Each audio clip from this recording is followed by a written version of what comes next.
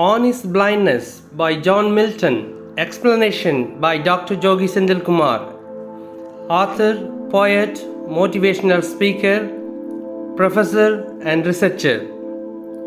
When I consider how my life is spent here, half my days in this dark world and wide, and that one talent which is dead to hide, lodged with me useless, though my soul more bent to serve there with my Maker and present.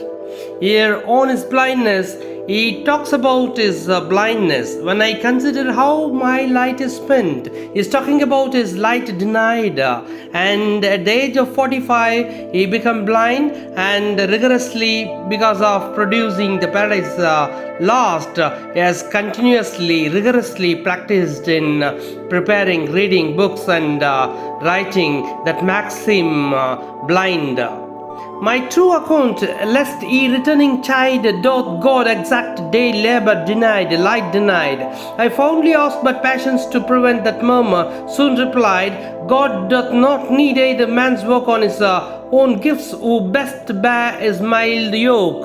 They serve him his best, and state is kingly thousands as days, bidding speed, and post air, land and ocean without rest. They also serve who only stand and wait. Here it talks about God doth exact labor light denied. He is asking for his repentance over his loss of eyesight, and fondly owes but passions to prevent the murmur, soon replied, God doth not need either man's work or his own gifts. God is not waiting for a man's work or appreciation, because he is having a lot of servants, and he himself is omnipresent and omniscient and omnipotent. He doesn't need any workmanship of man. On his blindness is packed with biblical allusions. In this short poem of just 14 lines, there are not less than 5 references to scriptural passages. That it talks about on his blindness is the most famous of Milton's sonnets. This is the first expression of the poet's sorrow over the loss of his eyesight.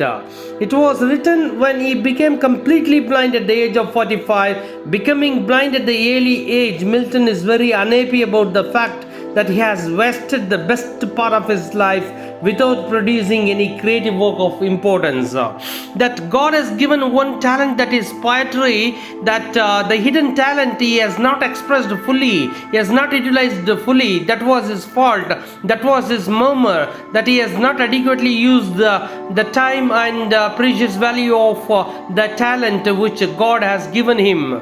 And he feels especially sorry for having failed to make proper use of his poetic genius.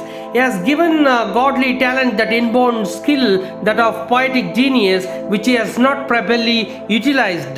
He thinks his guilt is similar to that of the servant who kept unused the money given to him by his master. The master has given sufficient source of money and the talent which is even the death cannot hide the talent, that is the poetic genius, that is the poetic talent.